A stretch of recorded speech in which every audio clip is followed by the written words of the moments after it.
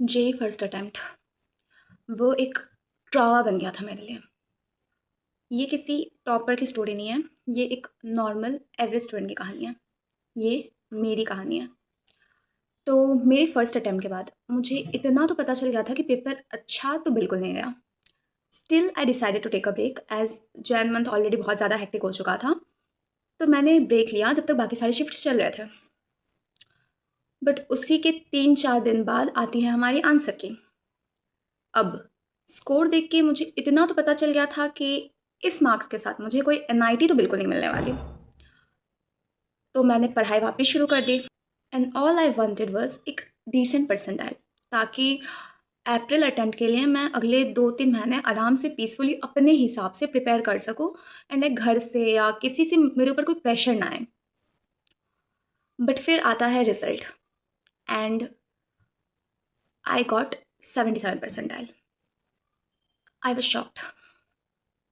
अब मुझे समझ में नहीं आ रहा है कि मैं क्या करूं।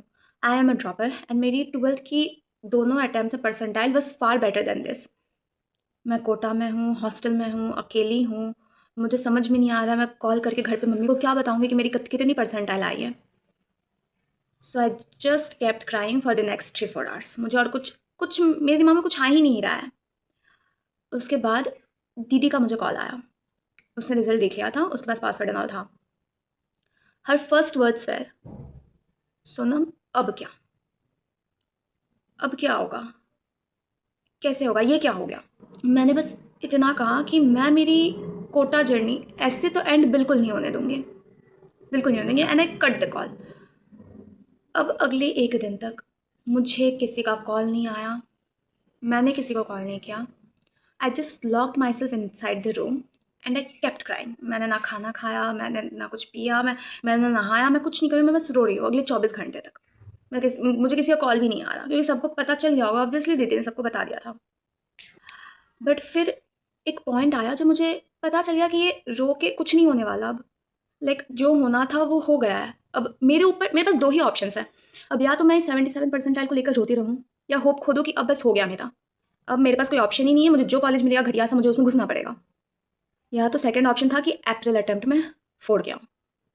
अब 77 परसेंटाइल के साथ सेकंड ऑप्शन की होप बहुत कम लोग रखते हैं। लाइक अगर तुम्हारी परसेंटाइल 85 के ऊपर भी होती है तो भी बहुत लोग कर लेते हैं, हाँ ठीक है हो जाएगा। लेकिन 77 परसेंटाइल के साथ वो होप अंदर ही अंदर टूट जाती है।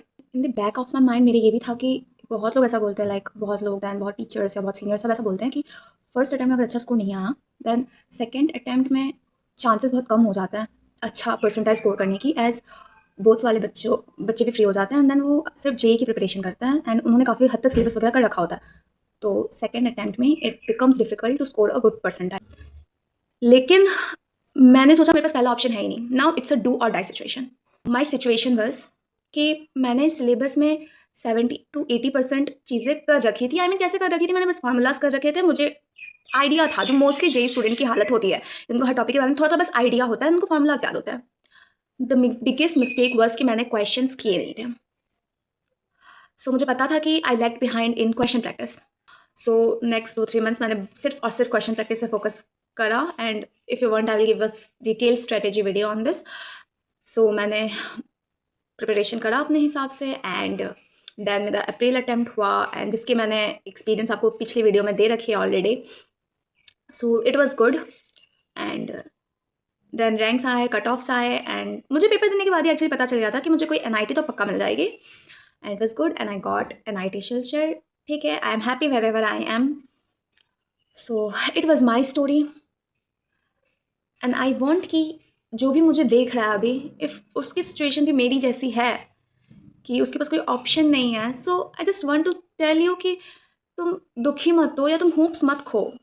अभी भी चांस है, अगर मैं कर सकती हूँ तो तुम भी कर सकते हो। Okay, if you need any help you can freely contact me, you can send me comments and I will surely reply you all. I will, okay? I will try my best to help you all. Stay tuned. All the best. Bye bye.